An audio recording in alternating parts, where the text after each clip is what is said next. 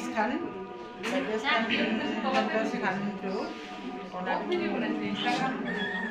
এটা কেন্দ্ৰত পৰিপাটি কৰি ৰাখিবলৈ কৈছিলে। বাদ্যযন্ত্ৰৰ কণাও এটা স্থান থাকে, সেইটো কথাটো ছাৰে কৈ পিনে আমাক এইদৰে ডিপ'জিট কৰিব কৈছিলে। এতিয়া প্ৰথমতে আমি ল'লোঁ বাঁহৰ টকাটো লৈছোঁ। এইটো এটা বাঁহেৰে তৈয়াৰী এটা বাজনা, লোকবাদ্য। এইটো এটা আমাৰ সংস্কৃতিৰ বাহক, টকাটো এটা আমাৰ সংস্কৃতিৰ বাহক। ইয়াৰ শব্দটো ল'ৰা ছোৱালীয়ে বুজি পাব, টকাটো মাতটো কেনেকুৱা, তাৰ লগতে এইটো বজাই আনন্দ পাব। আৰু এইটো বস্তু কেতিয়া লোৱা হয়, বিহুত লোৱা হয়। লগতে সৰু ল'ৰা ছোৱালী এইটো ফাইন মটৰ ডেভেলপমেণ্ট হ'ব। সৰু ল'ৰা ছোৱালী বিহুসকলে এইটো বজালে ফাইন মটৰ সূক্ষ্ম মাংসপেশীটো বিকাশ হ'ব। এইটো আমাৰ বাঁহী মুৰলি, এইটো হ'ল মুৰলি।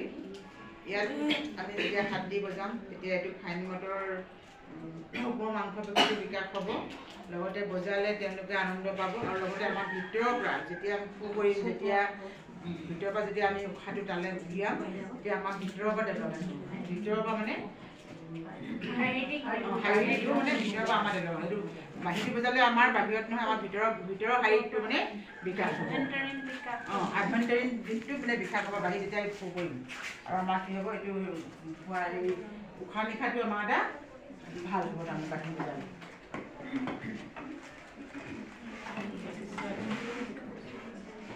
ঢোল এটা লোকবাদ্য।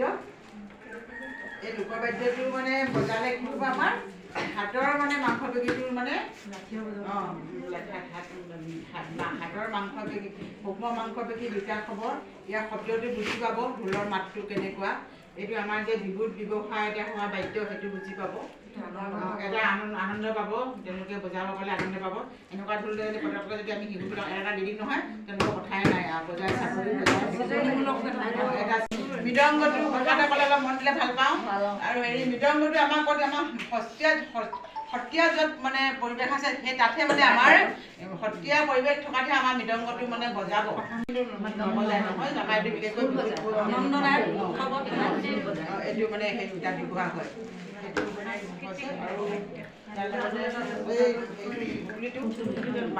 এইটো এটা মানে মাটিৰ, এইটো বা মাটিৰেও এটা আমাৰ যে মাটিৰ পৰাও যে আমাৰ তেওঁলোকে বুজি পাব। এইটো বজোৱাৰ লগে লগে আমাৰ হাতৰ মাংসপেশী সূক্ষ্ম মাংসপেশীটো বিকাশ হ'ব। আৰু ভিতৰৰ পৰা যেতিয়া আমি মানে ফু কৰিম তেতিয়া আমাৰ ভিতৰৰ পৰা মানে আভ্যন্তৰীণ বিকাশটো মানে হ'ব।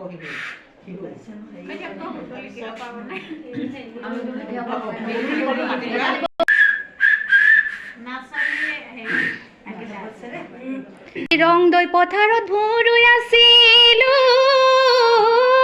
ঐ দেখিলো কেঁকুৰা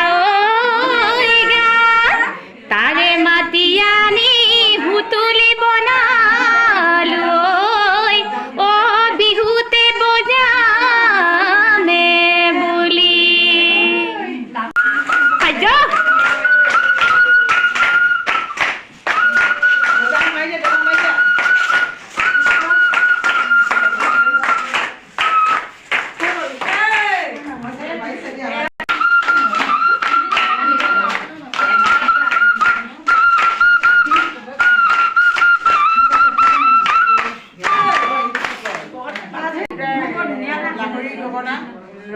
মহিলাই লোৱাটো লাহৰি গগনা আৰু পুৰুষে লোৱাটো ৰাভণ গগনা। সেইটো ভালকে নহৈছে নে, পানীখন নাই। আগলি বাহৰে লাহৰি গগনা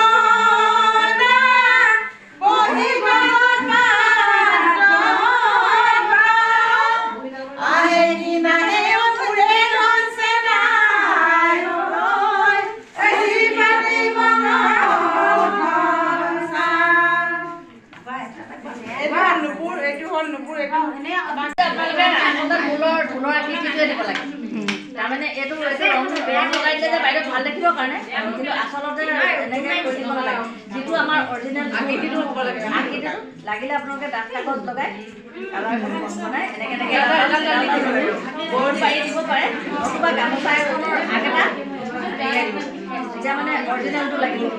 ফুল এটাও বনাব তেনেকৈ তাল আপোনালোকে তেনেকৈ সোণালী ৰঙৰ হেঁপাহটো দেখুৱাবৰ কাৰণে থ'ব আৰু বজাবৰ কাৰণে লগতে ঢোলত যে বৰতি থাকে সেই বৰতি ফিলিংটো আহিব দিব লাগে সেই বৰতিৰ নিচিনা কৰি দিব লাগে